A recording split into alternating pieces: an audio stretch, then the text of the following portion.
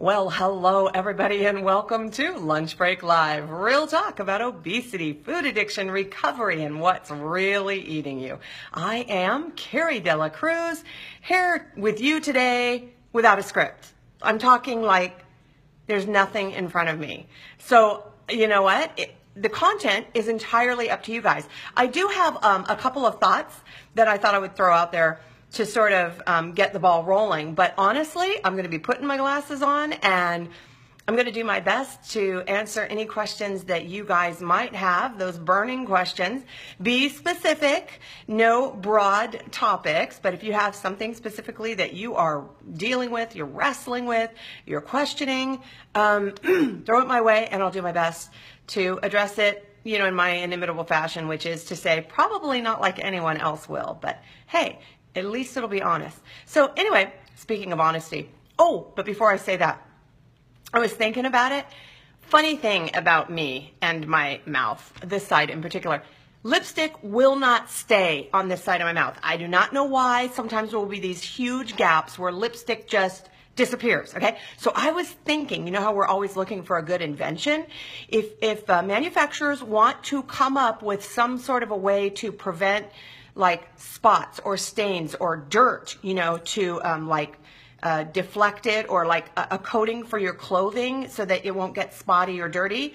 Whatever it is that is on this side of my lip, if you just put that there, I promise you nothing will stay. You'll just be able to wipe it right off. So I'm just going to throw that out there for all of you inventors and designers, you know, right, to prevent stains, just use whatever it is that's on this part of my lip that refuses to hold on to lipstick for longer than 2 minutes. Okay, so you know what? You can use that. You don't even owe me anything. All right, so there's that.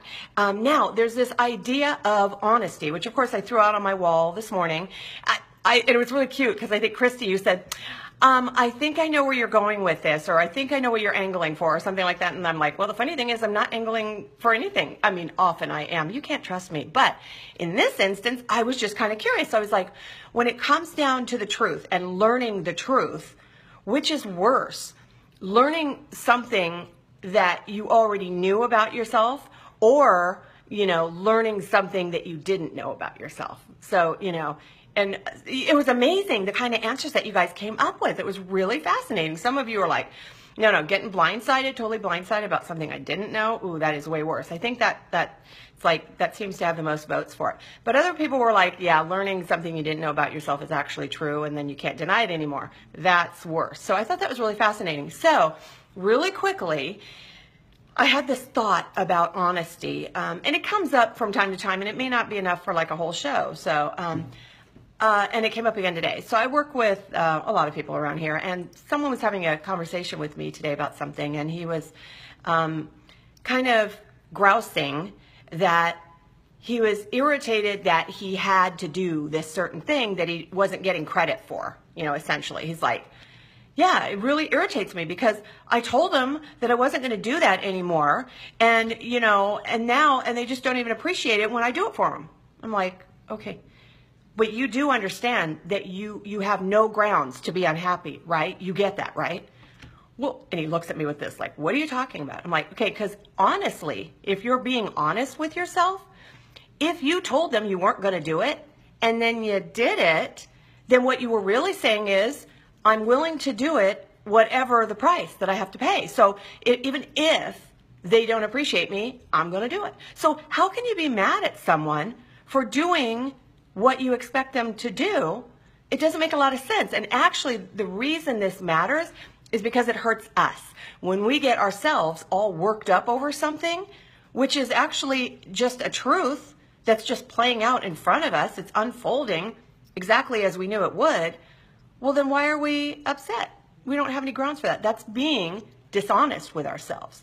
That's pretending that we don't know something that we really do. Do you see what I'm saying? There's a lot of examples of that in everyday life. And I find myself, I'll catch myself a lot now going, okay, Carrie, hello, you knew this. So to get all worked up about it right now is really disingenuous. I mean, it's intellectually dishonest with yourself, okay? If you knew it, you cannot be surprised when it happens. So that's kind of a lesson. It's like a little recovery tool or a recovery lesson that I used to eat over. See, I always looked for reasons to eat. And so if I was upset about something that someone was doing to me or a way that they were treating me, I could eat over it because I was so upset. Well, okay, but here's the thing. If I knew they were going to treat me that way and I'm actually setting myself up to be treated that way, then if I'm eating, I'm eating under false pretense. Okay? So anyway, that's that little message. Now let me look and see if you guys have any questions for me. So far, all I see is a lot of hi-ing and happy faces and thumbs up and colorful hearts. Thanks, Mom. So really, honestly, if you guys have a question that you want to throw out there for me, let me look here. Oh, I think I see a question maybe. Or maybe it's just a long comment from Christy. I'm not really sure. Let's see here. Hi, Mom. I love you too. Okay, and you shared my video. Thank you. And hey, Melissa, I'm so glad you're here. And Christy, okay, what's the one thing you learned later on in your journey that you wish you had learned earlier? Okay, I'm going to scroll past that, but I'm going to come back to that one. All right, let's see here. So hi-ing, hi. You asked one. Okay. Gulp. Okay, what is the one thing you learned later on in your journey that you wish you had learned earlier? I learned that I have value and that I am capable and that, you know what, I don't have to be perfect, and the only people that expect me to be perfect are me, myself, and I.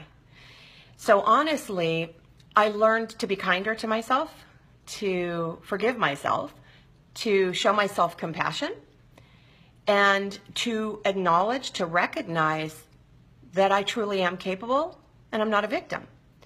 And out of that whole, I mean, that sounds like that's a lot of different thoughts, but it really is all under one umbrella.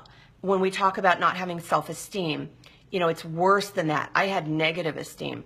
I had, you know, so it wasn't low, it was non. It was non and purely negative. I mean, I did not hold myself in any regard, or I did not believe that I had any value. I never thought I was good enough. And I really, truly thought that the whole world was just out to get me, and that I was just here to be hurt. So that idea, you know, when you don't believe in yourself, when you don't believe that you have value or have worth, then you don't do things that a worthy or valuable person would do. It's like if you value someone in your life, if you think that they are worthy, you treat them differently than you do treat people who you don't find to have value, right? I mean, that's just the reality of it.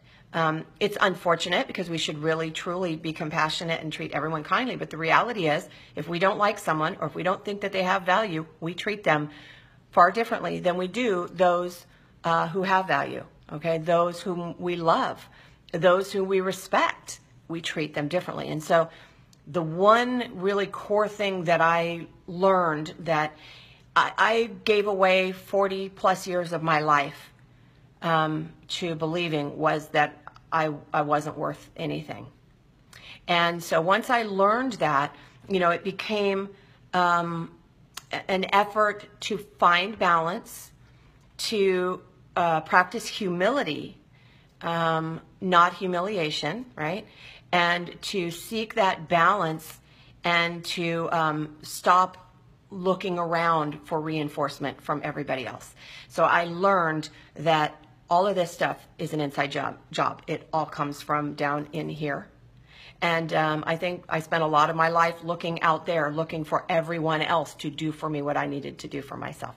So I'm hoping that it is an answer to the question that you had. I hope it makes sense, because it's honestly true. And you know, the interesting thing is, that has nothing to do with my weight.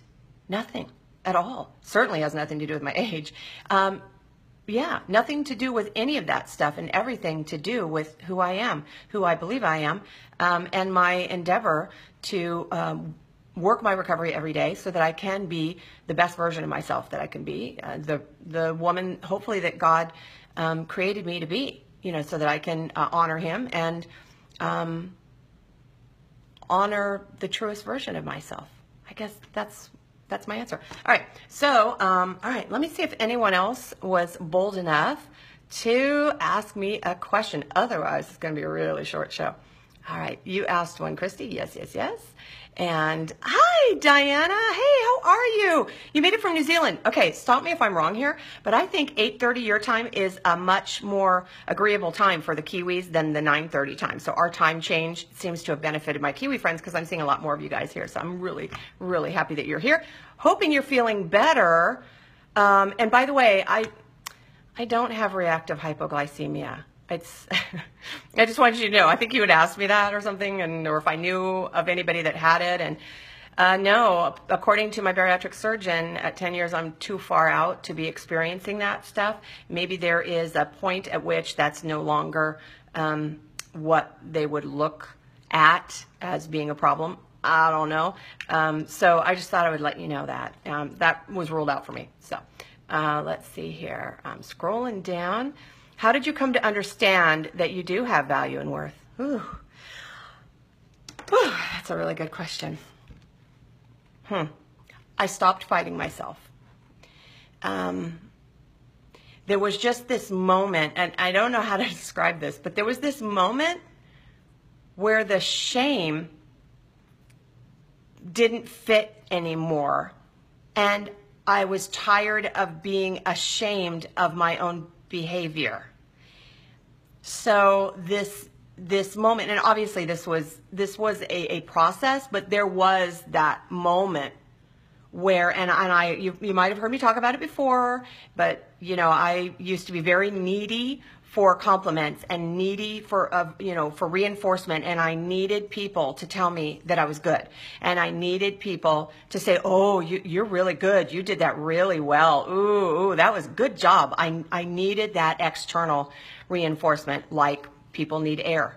Okay, and at some point I began to choke on that because I realized, no, that was not sustaining me any longer. It wasn't what I needed. It was false. It wasn't true at all.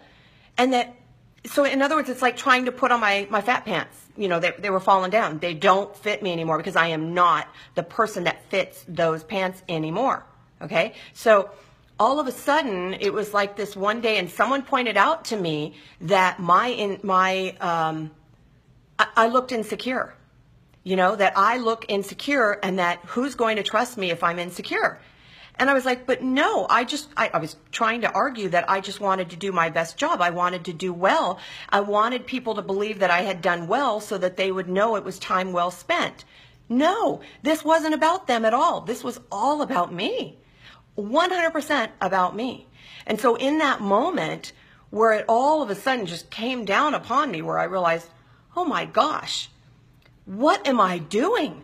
Why do I keep asking if I did okay? What is that all about? Because who was I asking? I was typically asking people whom I believed would tell me I was doing okay. You know, they would reinforce the good things in me. I would talk to my loved ones. I would talk to my husband, my daughter, my mom, you know, my best friend. I mean, how did I do? Was I okay? Did I do okay? Was I okay? Oh my gosh, so indulgent. And so, you know, what I like to say, unattractive. It's like, oh man, you know, those are those moments where I look back and just think, wow, what a waste of my time. You know, I could get embarrassed over it, but you know what? I didn't know better. Now I know better, so I can do better. And here's what happened. I stopped asking how I was doing because I realized that I was asking the same question over and over and over and never believing anybody. And I thought, okay, Carrie, here's a challenge for you. How many more people do you have to ask before you will believe it? Just set a number. Pick a number. If it's 10 more people, then stop at 10, no matter what they say. If it's 20, stop at 20. Is it 100 people that you need to? And I realized there was no number that was going to satisfy that need ever, because it wasn't real. And I finally said, you know what? It ends here right now. I'm either doing my best and doing the work that I need to be doing, or I'm not. And you know what? If I'm not meant to be doing what I'm doing, then people are not going to hire me to do that job. They're not going to turn to me. They're not going to listen to me. They're not going to ask me anymore. So I will get the evidence. I will get the proof that I need without asking for it, right? So there was that part that I said, stop asking, Carrie, because clearly there aren't enough people on the planet for you to ask, because you're just not going to believe any one of them anyway. Okay, so there was that. And then there was the other part that said, look, God created me with certain talents. And I'm pretty sure that if he endowed me with these gifts, then they're good enough. And so it's kind of ridiculous for me to constantly be asking everybody if it's good enough, because to me, and this is where my faith comes into play, it's like me saying, so God, did you create me good enough? Am I good enough, God? Well, I mean, I don't know how many parents I have out there, but if you have kids and if your kid came to you and said, am I good enough? I mean, you'd be mortified. You'd be saying, are you kidding? You're more than good enough. Oh my gosh, you're amazing. You're wonderful.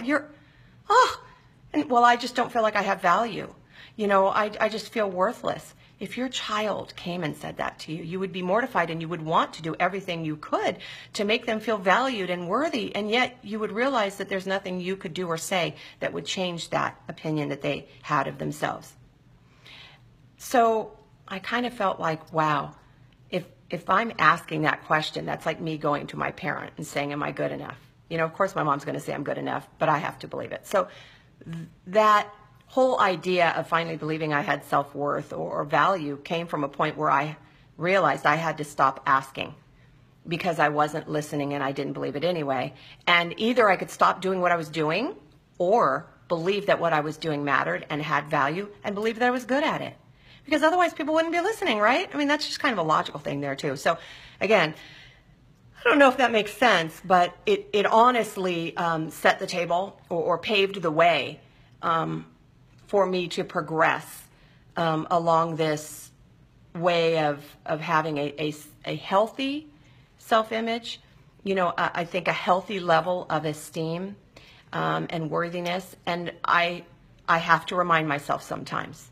I have to say it out loud. I am worthy of every good thing. I am worthy. I have value. I'm okay. I'm okay. I'm not a victim. I can do this thing. So a big part of it also is those kind of affirmations, self-affirmations that we do. But, you know, at some point, even with self-affirmations, you finally have to believe it yourself. So that's that. That's my answer to that. I hope that makes sense. All right. God, you guys are good. Thank you. Do you still have moments when you want to overeat and binge? If so, what do you do to distract yourself? Oh, heck yeah. Let's see. So there are times where and the sentence usually starts with this. I just want, yeah, that's usually where it starts, just as a 4-letter word with me. I just want, and here's how that sentence ended 2 days ago when I walked home, because my daughter, I walked in the door, I could smell pasta. I could smell the smell of the way that water, the way it smells when you drain pasta after it cooks. I didn't smell anything else. I didn't smell the sauce. I smelled nothing else. I smelled, and it didn't matter what kind of pasta it was, although I had envisioned that it was spaghetti. And so I say to my daughter, do I smell pasta? I'm talking Pavlov's dogs, okay? Mouth is watering. I heard the little bell. I'm just like, that would be so good. And I walked over to the stove and I lifted the lid and I saw that it was little mini raviolis or tortellini. It was a little tortellini and sauce. And I said, yep, no. And I closed the lid and I just said, because see, here's the thing. It's not going to make me feel any better. That is on my list. That is one of those things that I said is I will not stop once I start. So if I know I won't stop it once I start it, well, I really don't want to start it. And also, I'm not going to feel any better. I'm just not going to feel any better. I'm going to feel way worse. And oh yeah, I've got 3 years in on this abstinence list thing. Do I really want to pitch it on some kind of cold tortellini? So I talk to myself and I use logic. I logic my way out of it. But I do address myself like an adult and just say, I know you want it. I know you think that would be really good, but really that was an experience that you had. Absolutely. Those experiences are there. Can't change them. You know, maybe there were a lot of good times around pasta. It's true, okay, but that's just no longer an option for you. And it really is like a disease. You know, it really is like someone who has diabetes and they're insulin dependent, okay? Got to take your insulin or you die. You may not want to. You may say, you know, today I don't feel like injecting myself, you know, anymore because it hurts and I'm really tired of it. Okay, you'll die. You know, you're not going to get better. You will die. And so I look at it and I say, it's kind of like the reverse of that. It's like my insulin.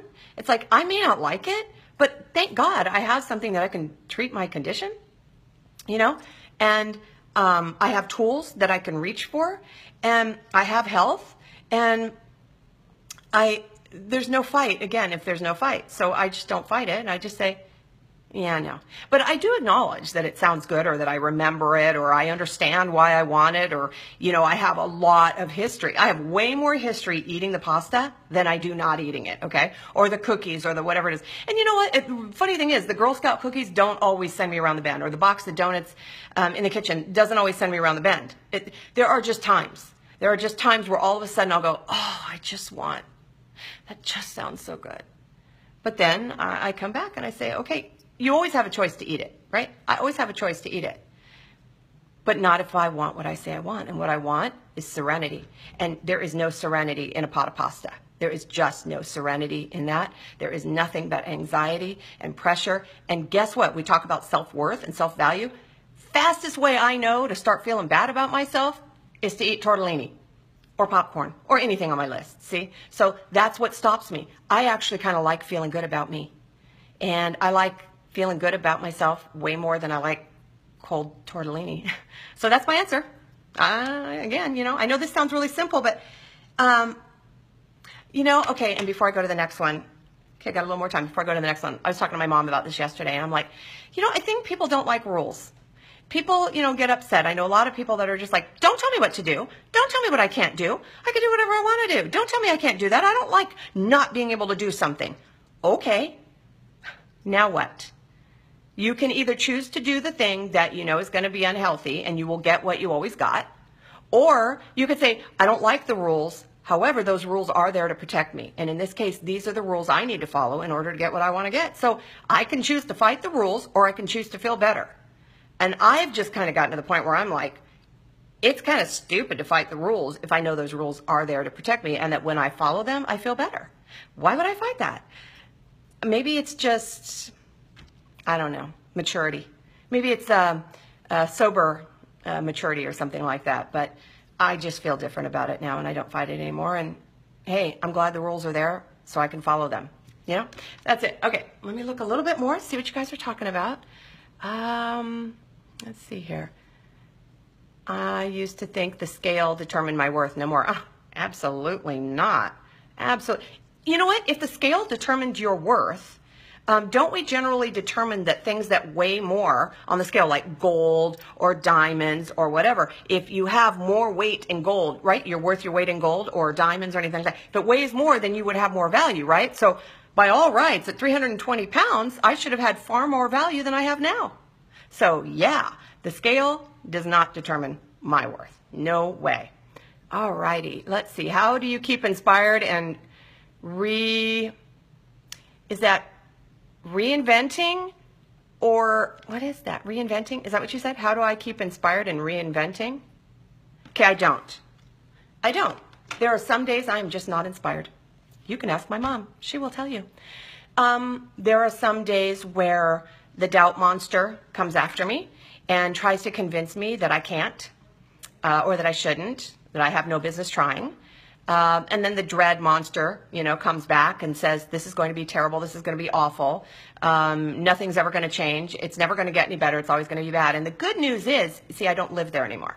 I've chosen not to allow myself to live there, to marinate in that, because that really is, to me, it's like marinating in grief. I'm not saying you don't grieve. I'm not saying there aren't reasons to grieve or feel angry or to feel resentful or to want to bargain your way out of it or to feel depressed or to deny any of those things. Okay, those are reality, right? But I also know that that's a bottomless pit.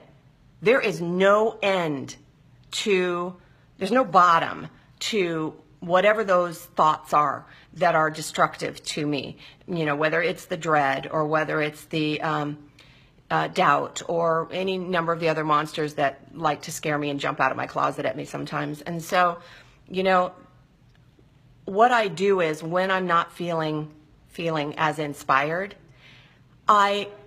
honestly, I'm using you guys. Let's be honest. I'm using you guys and I'm using my show because you help me to feel more inspired. Sometimes just sharing your stories with me, and I say, you know, we're not alone. I'm not alone. Or sometimes I don't have it that bad. Suck it up, Carrie. Snap out of it. You don't have it that bad, right? So I get outside myself. I get out of my own way, and I say, yeah, okay, all right. The little pity party is going to have to wait because we're just going to have to go on and live life now, okay? So I tell you, I'm going to leave you here, and if you'd like to stay there, that's fine. If you want to follow me, I'm going to be moving awfully quickly, so keep up. And usually pity and, you know, depression don't keep up if I move fast enough, so keep moving. But that's the truth. You know, I mean, I'm not perfect. Nobody is perfect. Nobody feels great all the time. Nobody feels perfectly accomplished all the time. I think we all struggle with different things, and my hallmark, definitely doubt and dread. Those are right up there. So I hope that answers that. Closing in on it, guys. I don't want to keep you. So glad you guys are all here. I'm so happy to see faces. Did you find that you evolved as a person in regards to your interests, pastime? What does that now mean for you in regards to your new image? And how did you remain true to yourself? Sorry, clicking through. As a person when change maybe felt like the only consistent thing. A lot of my hobbies have evolved. Some people see it as a new version of me, but I'm still me, and they comment that my personality is just the same, which is, now it cut off. Now it cut off. So I don't know. Okay, I don't think it's going to give me any more. Okay, and you guys are going. Okay, I'm going to try. Oh gosh, Diana, oh, that's huge. Did you find that you evolved as a person in regards to your interests and pastime? Well, yeah, that's kind of interesting. I think some of the things I used to do were more private, meaning I didn't have to put myself out there. I didn't have to, you know, they were like very private artistic things, like I would draw or I would paint or I would do things like that, which I used to really love. And then I started writing and blogging, which I never believed I was a good writer. And then this sort of evolved. My evolution as a writer evolved, and I began to gain more confidence with that. So then, in other words, my pastime now as a writer, something I previously had detested, then I, you know, co-authored a book. And then I was blogging and people were liking what I was writing. And so I was putting myself out there. So as opposed to maybe just drawing things for my own consumption or just doing things for myself, I now found that I was willing to put myself out there and do things for others. And I began to break the connection of needing other people to tell me it was good in order to know that it was good, in order to keep doing it. So, I mean, I know that's a very short answer. And I think I'm going to read the full content of your question and maybe address that on tomorrow's show a little bit better so I can give it a lot more thought and not just gloss over it. But I mean, I think in a nutshell, yes, in many ways, my pastimes or my hobbies did evolve as I gained more confidence. Definitely. And it's a double-edged sword because now maybe I'm so busy doing those things I don't have time to do the other things that I used to love too. So I will definitely address that one because I think that's a really good one on tomorrow's show. Finally, Nina says, when did you get to that? Okay, well, obviously I've got to figure out what that is. I did when I was in my first few years. I'm 16 years out. Wow. Wondering always, did I destroy my pouch? Oh, you envy me so much. I hear everything you say, but my brain just gets numb to all the rules, and I eat it every single day. I say, I'm starting today. Well, okay. Maybe you're finished today. How about that? How about instead of saying I'm starting today, saying, okay, today I'm finished with all that stuff over there. All of that destructive stuff ends today, here, now. I don't even care if there's more day in front of me. It ends now. This is finished. This whole, whatever you want to call this experiment of mine where I figured that I was going to do the same thing over and over and expect it to turn out differently. Yeah. Okay. The logical self is going to show up and the logical person is going to say, yeah, enough of that. I think you've had your fun. You know, certainly you've had 16 years where you've tried to figure out if you really can do it without following the rules, even to the point of convincing yourself that you've stretched your pouch, which is just another way of being able to convince yourself that you can keep doing what it is that you're doing. Who cares if your pouch is stretched out? You know what you got to do, right? So how about instead of saying, I start today, say, okay, today I'm finished with that. All right, that's it. Enough of that. No more. Because if you say no more, then doesn't that kind of mean no more? I mean, when we say that to our kids, no more, don't we usually mean no more, enough, stop, you're done? Starting is so vague. Starting is so open-ended. Starting could just mean like now, in 5 minutes, in 5 years, in 5 days. I don't know. I'm just starting. I'm starting to think about it. I'm starting to work on it. I'm still in the starting phases. I'm not going to get this right because I'm still starting. Okay, no, I'm finished. How about if you changed that? What would happen in your mindset if you changed your thinking and just said, enough, I'm done with that. Not doing it anymore. Okay? Now it's up to you. Clean slate. Let's do this thing. Do what you know you got to do. All right. So that's where I'm going to leave that. There is so much more wonderful stuff here. I love you guys. I just have admiration for you. I have such warmth and appreciation for you. I'm so grateful that you guys are willing to spend your time with me a half an hour at a time. Each weekday. I'm so grateful to you for that. And boy, you know what? This is a really great way to affirm. I mean, if there's people out there saying, me too, saying, I get it, what do you think? Whatever it is, picking my brain, asking me because it matters. Well, that's another good way to say, you know what? I must have some value here. I must have a little value. And you know what? You guys have value too. You have value. When are you going to believe it? Because you don't need me to tell you. Okay? And when are you going to start acting like it? Yeah, there's the big question. Don't just believe it. Actually, do the things that a person who is worthy and has value does. All right? So I'm going to sign off now because that's what a person who has value and worth does. She signs off before it starts going into an hour-long program. And I will see you guys tomorrow, and I will scroll back to Diana's message, and I'll dissect it and really do a better job of addressing that maybe. In the meantime, thank you guys again for being here. I look forward to seeing you tomorrow. And I'm going to sign off in my usual way by reminding you all to have courage, seek peace, embrace joy, and above all, live your recovery. Remember, you can't stop feeding what's eating you. If you don't know what's eating you, I will see you guys tomorrow. Take care. Bye.